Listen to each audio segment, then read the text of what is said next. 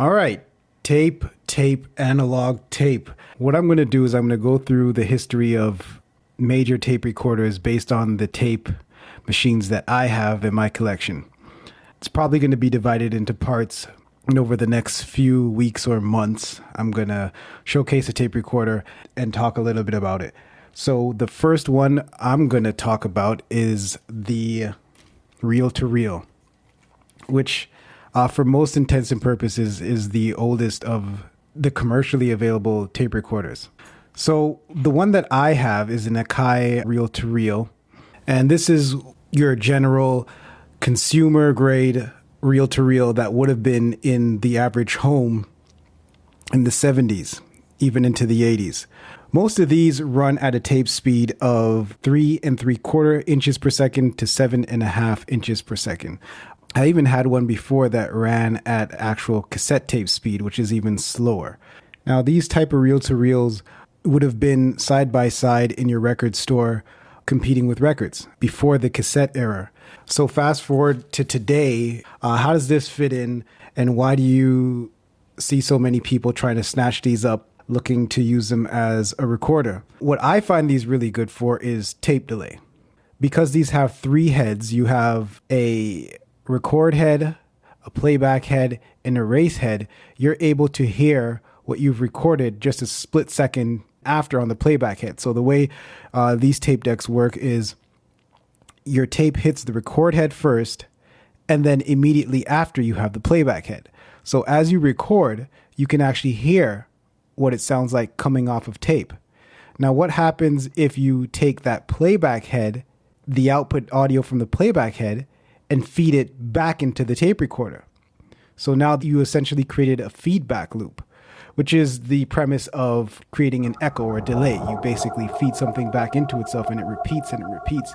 And the more level or volume level or amplitude that you put into this is the more outrageous your tape delay gets. Also, what's unique about this one is you can actually use it as a 4-track recorder. Because tape in general splits your tape into a left side and a right side, you basically have 2 stereo tracks running in one direction, and when you flip the tape over, you have another pair of stereo tracks running in the other direction.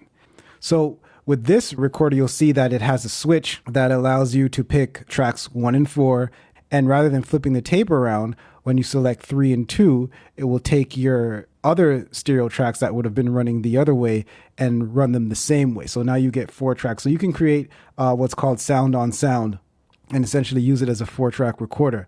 So you'll notice that the meters on these aren't your digital meters that are represented in software programs in most modern digital and analog recording units today. These are VU meters, or volume unit meters. And the way they react to sound is similar to the way that the human ear reacts to sound, which means that they're really not an exact representation of intensity. They're more of a reactive representation, which means if you get something that comes in really hot, you'll see the meter spike up and fall back down, but there's no real accuracy to it. It's more like a reaction to the audio that comes in. And this is sort of the way analog tape reacts. So it's a perfect meter for analog tape, because analog tape is very lenient when it comes to incoming signals. If you get something that hits the tape really hard, that's, completely out of the range of your normal recording level, tape is pretty forgiving, unlike digital, which is why it's such a contrast to digital recording. So what do you have to be aware of when you're actually recording on an analog recorder? What are the downsides? Tape is incredibly noisy at times. Hiss is something that has become unfamiliar to the modern ear. And hiss is also a direct relation to tape speed. The faster your tape moves, the less noise you will have in a recording, which is why the professional grade recorders record between 15 inches per second and 30 inches per second. It's a quality thing. Anyway, that's it. I will see you guys next time. Thanks for watching. Subscribe to me on YouTube. Follow me on Facebook. Follow me on Twitter. And have a listen to my current album, The Daydream Sound 1, on Bandcamp. Peace.